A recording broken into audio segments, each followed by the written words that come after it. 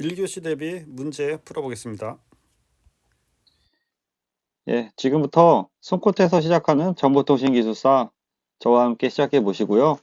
좀 더 많은 자료를 원하시는 분은 보시는 카페에 오시면 체계적으로 자료가 정리되어 있습니다. 예, 이번 시간에는 그 지연 확산, 도플러 확산, 극복 방안에 대해서 한번 살펴보겠습니다. 이거 어디 시험에 나왔을 건데 제가 몇 회인지 못 찾아봤고요. 여러분이 한번 찾아보시고요. 개요 들어가야 되죠. 개요. 이동통신 단말은 수신단 이동에 따른 수신 전개가 변한다. 이게 이제 페이딩에 대한 개념이잖아요. 페이딩이란 이동통신에서 수신 단말의 수신 전개가 변화하는 것이다. 이것이 이제 페이딩에 대한 정의인데, 그 페이딩 환경에 대해서 이제 언급을 하는 거죠. 그래서 송신 대비 수신 대역의 크기가 송신에서 보낸 어떤 그 세기나 대역들이 적으면은 상관 대역폭에 의해서 지연이 발생한다는 거죠. 지연. 그래서 이제 지연 확산, 도플러 확산 요 문제가 나왔으니까 그대로 들어가서 각각의 개념을 이렇게 잡아줘야 되는 거죠. 박스 쳐주면 좋을 것 같고요. 그래서 지연 확산이란 멀티패스 페이딩에 의한 상간 대역에 영향을 주는 것이다. 그게 지연이 되는 것이다. 멀티패스 페이딩에 대해서 수신이 전개가 변하면서 이것에 의한 상간 대역폭에 영향을 주는 게 지연 확산이다. 도플러 확산은 이동통신 속도에 의해, 이건 속도죠. 주로 속도, 도플러는 속도. 그래서 속도에 의해 수신에 대한 시간에 대한 변화이다. 그래서 이 개념들을 뭘 그릴까가 되게 애매한 건데, 예를 들어서 위에 그린 것처럼 기지국이 있고 기지국이 있으면은 이렇게 이렇게 장애물이 있는 거죠. 그래서 이렇게 해서 장애물 갈 수도 있고 직접 갈 수도 있고 반사해서 갈 수도 있고, 그래서 이런 것들이 이제 페이딩이 되는 거고, 그러면서 이동체가 이렇게 이동하게 되는 거죠. 이동체가 이동하게 되면은 가까이 있을 때, 그러니까 이거를 이제 송신으로 보고 이걸 수신으로 보자고요. 그러면은 이게 가까이 있으면 수신에서 주파수가 좀 더 조밀해지는 거고 널찍해지는 거고 좀 더 멀어지는 거죠. 이렇게 좀 더 넓어지는 거죠. 조밀해지고 수신 전개 기준으로 해서 얘기하는 겁니다. 송신이 아니고. 그래서 이게 이제 이동체라고 표시를 해주고요. 그래서 이런 그림을 그려주는 것도 한 방법이고요.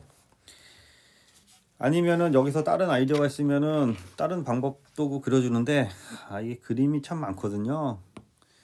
또는 뭐 지연 확산, 도플러 확산에서 요런 그 뭐랄까 대역에 대해서 요런 그림 있잖아요. 요런 그림을 이렇게 그려줘서 예를 들어서 신호대역이 요 안에 들어올 때랑 신호대역이 이 밖에 들어올 때랑 이렇게 구분해서, 그래서 우리가 BC랑 이게 이제 BS가 되는 거죠. BS가 클 경우, BC가 여기 BS보다 작을 경우, 뭐 이런 그림을 그려주는 것도 한 방법인데, 이거는 25점 정도에서는 이런 문제를 풀어주는 게 맞고요. 그래서 저는 스타일이 전체적인 그 개념 그림 그려주고 그걸 풀어주는 게 더 좋을 것 같아요. 그래서 이제 이것에 대한 개념과 이제 문제점이 나와야 되는데, 문제점은 이제 지연 확산과 도플러 확산이 어떻게 보면 문제점이라는 것을 언급을 해준 거고, 이것에 대한 이제 극복 방안이 들어가야 되기 때문에 바로 극복 방안이 이제 들어간 거고, 그래서 지연 확산에 대한 극복, 도플러 확산에 대한 극복을 이렇게 나눠서 이렇게 박스를 해서, 예를 들어서 도플러 한 2칸, 여기 한 3칸 정도, 아니면은 이게 만약에 25점짜리면은 이 각각에 대해서 한 세네 줄씩 이렇게 넓게 이렇게 해갖고 한 페이지 이상 다 차지하는 거죠. 그럼 가드 인터벌 그림 그리고 사이클릭 프로펙스, 다이버시티, 레이크 수신기, PLA, DFFT, 등하기 같은 거 그려서 표시하는 거죠. 가드 인터벌 하면은 가드 인터벌 이렇게 파형 그리고 가드 인터벌 놓고 다시 파형 그리고 해서 신호 사이에 이격 시간이죠. 이격 시간을 의미해 주시고, 그다음에 사이클릭 프리픽스는 뭐 이런 시간이 이런 신호가 있다면은 여기서 여기 뒤에 거를 붙여서 앞으로 보내는 그런, 그래서 자신의 신호를 앞에 붙여서 이제 가드 인터벌 역할을 해주는 거고, 다이버시티는 여기 시간, 주파수, 뭐 공간에 대한 다이버시티 또는 위상 쪽도 언급해 주는 거고요. 레이크 수신기 하면은 이렇게 수신기에 여러 개 레이크가 있다, 이런 그림을 그려서 여러 수신을 할 수 있게 표시해 주는 거고, 도플러 효과에서 패스트 DLL에서 DLL 여기 보면 뭐 TCXO라든지 사이클릭 프리픽스 차지 펌프가 되는 거죠. 차지 펌프라든지 로페스 필터 이런 걸 언급하면서 얘기를 해주는 거고, DFT 또는 IFFT에서 디스크리스 프리의 트랜스폼을 이용해서 시간 지연을 극복한다. 등하기는 공간이 별로 없네요. 뒤에 가서 얘기할게요.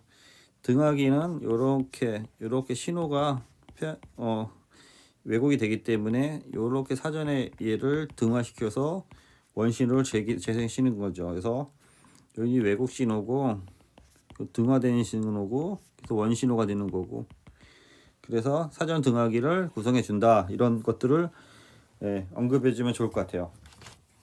그래서 이제 지연 확산과 이제 도플러 확산에 대한 그 얘기가 있는데, 이거를 이제 비교를 해야겠죠. 그래서 지연 확산 여기는 주로 주파수 관련된 개념으로 언급을 해주고, 얘는 주로 이제 시간 관련된 개념으로 이제 좀 언급을 해주고, 그래서 여기를 대책 뭐 그런 것들을 언급을 해줘야 될 것 같고, 지연 확산의 그림 그릴 때 이런 그림을 그려서 이런 그림을 그려주는 게 좋을 것 같아요. 그래서 지연이 확산된 거니까 여기 그 신호가 여기 보면은 요게 이제 BC가 되는 거고 요게 이제 BS가 되는 거고, 그래서 C보다 BS가 더 커질 때 이런 현상이 일어나는 거고, 그다음에 도플러 확산은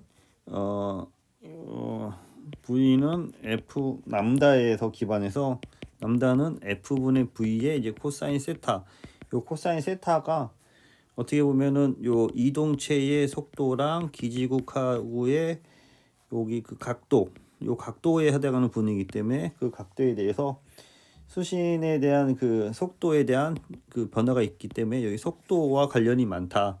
여기는 대역폭과 관련이 많다. 그래서 대책은 아까 얘기한 것처럼 뭐 가드 인터벌을 사용한다든지 사이클릭 프리픽스를 사용한다든지 레이크 수신기를 사용한다든지, 또는 여기서는 이제 PLL을 고정한다든지 여기는 디스크리스 프리 트랜스폼을 한다든지 등하기를 해서 극복한다 등으로 해서 요 비교를 뭐 관점, 그림, 뭐 대책 뭐 등으로 해서 정리해 두시기 바랍니다. 매진말과 동향은 최근에 이러한 그 지연 확산이나 도플러 확산을 방지하기 위해서 뭐 단말의 뭐 최적화,